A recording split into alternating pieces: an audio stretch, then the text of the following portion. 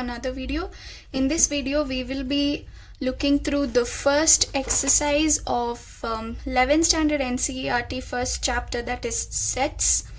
In this video I'll try to cover the basics, NCERT examples, and if possible even the exercise. If it becomes too lengthy I'll cover it in the next video maybe. Now we have 4 points of basics to understand and then we'll go ahead with the examples. Now the first basic definition is the definition of set. It is a well-defined collection of objects. Now most of us tend to ignore this definition, but there's a lot of meaning in this definition, out of which I can explain 2 points. Now when only an element can be identified out of a set and all the elements present in a set will satisfy the requirement of the set, that is they all belong to one particular property, then only it can be called as a set. All the elements belonging to the set should satisfy one particular property or follow one particular criteria, then only those elements inside the set can be called as a well-defined collection of objects. Okay, there is an in-depth meaning. When we are doing the exercise we'll understand that. Now the next basic point we have to learn is this symbol. It is a Greek symbol according to your NCERT. It is a Greek symbol, it's called as epsilon, and we use it in maths and especially in this chapter sets to represent belongs to. Now this is meant for elements. When we have to say that this particular element is present in this particular set, we use the element epsilon set name. That is, that element is belonging to the set. That is where we use epsilon. It is not used for a set belonging to a set. That will not happen. We'll see that in the further questions. The next sub basic point is roster form and the set builder form. Now what is this roster form? Roster can also be called as a tabular form. Elements of a set listed with commas enclosed within curly braces. Example is this. Now there are curly brackets and there are elements and they are separated by commas. Okay, and all of this should satisfy one particular property or criteria to be present in that set. Now this is called a roster form when you have only elements. Okay, that is called a roster form or a tabular form. The next sub basic point is set builder form. What is set builder form? The elements property represented in the form of a statement. Now this definition I have come up with so that you guys can understand it in a better way. So when you are representing the elements in form of statement, that is x such that x is a vowel in English alphabet. What do you mean? In the roster form you will be writing A, E, I, O, U. Right? This is what you will be writing in the roster form. And in the set builder form you write it in form of a statement. That's what they mean. And the example is this, and this is in the roster form. That's it. Now we move on to the examples. We'll quickly finish them one by one. The first example is write the solution set of the equation x square plus x minus 2 is equal to 0 in roster form. That is, it's a quadratic equation. Okay, we have to solve it and we have to write the solutions in form of a roster form. Now how do we solve this? Minus 2, so we have to separate this such that when you multiply it you get back this. So it is x square minus x or plus 2x minus x minus 2. Now if you solve this you get x, and when you multiply 2 into minus 1 you get minus 2. Okay, now separate these to get your solutions. Take x common, x plus 2 minus 1 common, what is remaining is x plus 2. So you're left with x minus 1 and x plus 2. When you equate both of these to 0, that is x minus 1 is equal to 0 and x plus 2 is equal to 0, you get x value to be 1 and another value to be minus 2. Now how do you represent this in the roster form? 1 comma minus 2. Okay, now the next sub question, now example question is this. Write the set x such that x is a positive integer and x square is less than 40 in a roster form. How do we do that? Here x square is less than 40. Now obviously we can start with the numbers 0. 0 square is nothing but 0, and 0 is obviously less than 40. So one element is, I'll write the elements here, one element is 0. Okay, we move on to the next number, which is 1. 1 square again is 1, which is less than 40. So I can take 1 also as my element. We move on to the next number, which is 2 square is 4, less than 40. So I can take 2 also.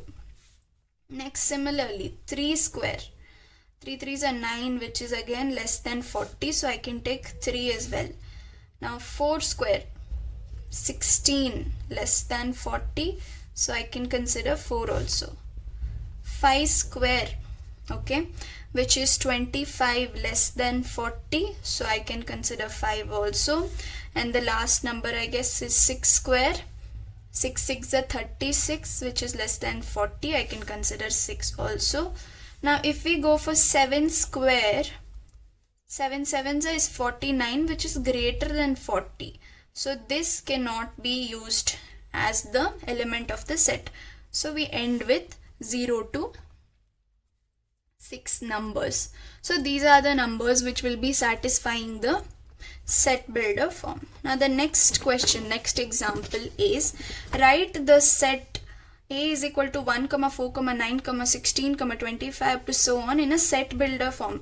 Now when you observe, what are you able to observe? They are the square numbers. That is 1 square is 1, 2 square is 4, 3 square is 9, 4 square is 16, 5 square is 25, and so on. So they are square numbers.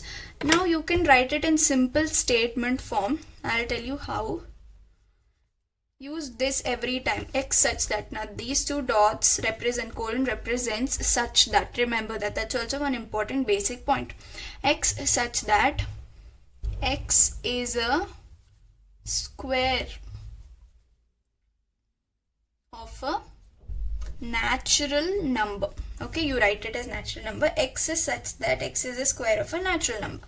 Now this is one way of writing. You can also use symbols and write it down, like x is such that x is equal to n square. Okay, square of n natural numbers is what I mean, is equal to n square, where n belongs to the set of natural numbers. Simple. Even if you write this, you will be getting marks, and mostly this is given more importance, I believe. So do this, it's better.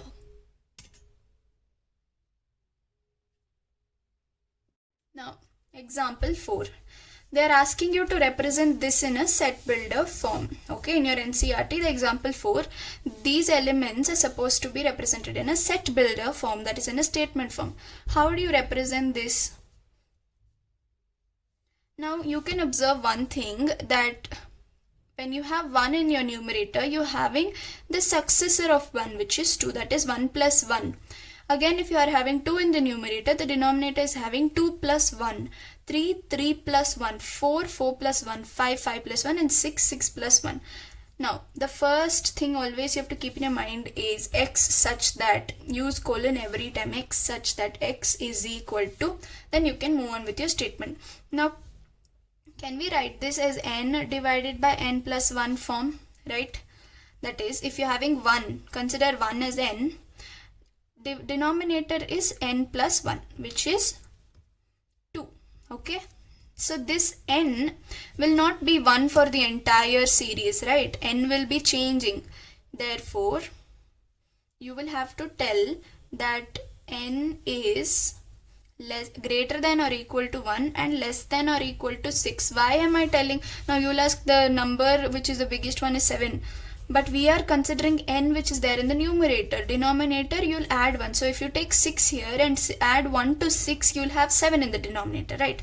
So the numbers in the numerators, that is n, will be greater than or equal to 1, less than or equal to 6. By putting equal to, we mean to say 1 and 6. Including 1 and 6, you'll be having the numbers in the numerator, and the denominator will be the successor, that is plus 1. Hope it was easy. It's a natural number. You can also write that n belongs to natural number. This also can be written. The next one is match the following questions, which we can do it in the textbook itself. Match each of this set on the left described in the roster form with the same set on the right described in the set builder form. We can easily identify. The first one is PRINCAL, and the set builder form is here. Look at this carefully. In the set builder form, you will have few elements repeated, but in your roster form you need not repeat the elements. You can write one element each once is enough. So the first option is for D. Now the second one is 0 within a null set. Now this again matches to, see, it's an integer and x plus 1 is equal to x. Now if you consider 0 to be x and you add 1 to it, you will get 1 back. That's why 0 is considered as an integer wherein you add 1 and you get back your 1. Anything, you add any number to 0, you're getting back the same number. Now the third sub question is 1, 2, 3, 6, 9 and 18. Again, the one which matches for this is A. It is a positive integer and it's a divisor of 18. All of these numbers can be divided by 18, right? Now 18 divided by 2 is fair enough. 3, 6, 9 and 18. 9 2s are 18, 18 1s are 8, 6 3s are 18, 3 6 and 2 9s are, and 1 into 18. All of these are the divisors of 18. Now the last sub question is 3 and minus 3. The answer is option B, that is integer, and x square minus 9 is equal to 0. Now whether you substitute minus 3 or 3, the square of a negative number is a positive number. You get back your 9. When you subtract it, you're left with 0.